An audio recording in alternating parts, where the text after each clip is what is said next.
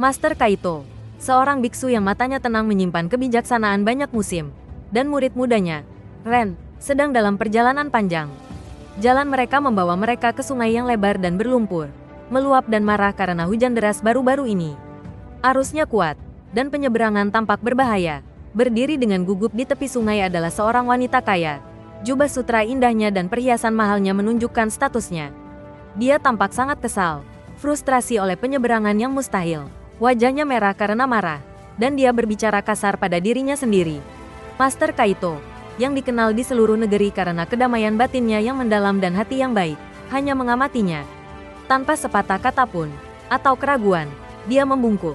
Dia dengan lembut mengangkat wanita yang kesulitan itu ke punggungnya yang kuat dan mulai dengan hati-hati mengarungi air dingin yang bergolak. Ren menyaksikan, mulutnya sedikit terbuka, benar-benar tercengang. Para biksu memiliki aturan ketat.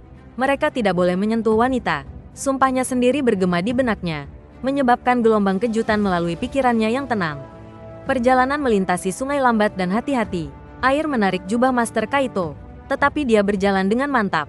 Ketika mereka mencapai sisi lain, dia dengan lembut menurunkan wanita itu ke tepi yang kering. Dia tidak mengucapkan terima kasih.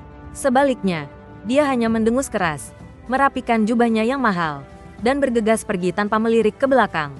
Ren merasakan gelombang kemarahan dan kebingungan panas mengalir dalam dirinya. Bagaimana bisa guru bijaknya melanggar aturan sepenting itu? Dia ingin meneriakkan pertanyaannya, tetapi dia menggigit lidahnya, mengikuti dalam diam. Jam-jam berlalu saat mereka melanjutkan perjalanan melalui hutan hijau yang tenang. Sinar matahari menembus dedaunan, dan burung-burung menyanyikan lagu-lagu manis di atas kepala. Namun, Ren tidak dapat menemukan kegembiraan atau kedamaian di hari yang indah itu. Pikirannya terus memutar ulang adegan di tepi sungai, seperti rekaman yang rusak. Gambar gurunya menggendong wanita itu, wajah marahnya, aturan yang dilanggar, semuanya berputar di kepalanya. Semakin dia berpikir, semakin berat dan gelap hatinya. Dia merasa terbebani oleh penilaian dan rasa pengkhianatan yang tumbuh. Tidak dapat melepaskan ingatan yang mengganggu itu. Akhirnya, ketika menara damai biara mereka yang familiar muncul di antara pepohonan, Ren tidak dapat lagi menahan pikirannya. Perjuangan internalnya telah mencapai puncaknya. Dia tiba-tiba berhenti, menyebabkan Master Kaito berbalik dan menatapnya. Suara Ren bergetar dengan campuran frustrasi dan kebingungan.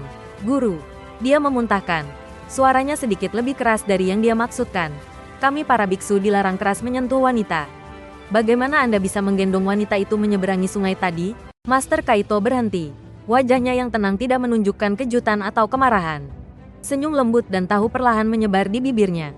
Dia menatap jauh ke mata murid mudanya yang bermasalah, penuh kebaikan dan pengertian. "Ren," katanya lembut, suaranya seperti angin sepoi-sepoi.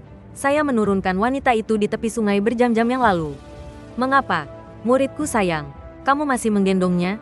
Ren membeku. Kata-kata sederhana namun mendalam sang guru menghantamnya seperti kilat yang tiba-tiba dan terang. Semua kemarahan, penilaian, kebingungan yang telah dia bawa selama berjam-jam, tiba-tiba masuk akal. Dia terlalu sibuk membawa beban pikiran dan kebenciannya sendiri tentang insiden itu sehingga dia benar-benar kehilangan kedamaian batinnya sendiri.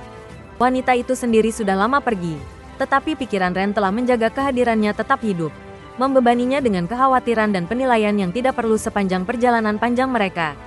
Dari momen mendalam itu, Ren benar-benar memahami kekuatan kedamaian batin yang mendalam.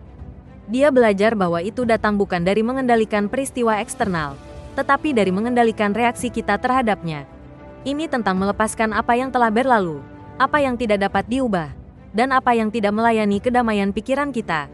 Kisah legendaris ini mengajarkan kita bahwa pikiran kita bisa menjadi taman ketenangan yang damai atau medan perang yang keras dari kekhawatiran dan penilaian.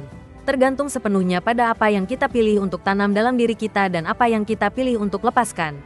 Kebebasan sejati ditemukan dalam seni melepaskan, memungkinkan kita untuk berjalan ringan melalui hidup.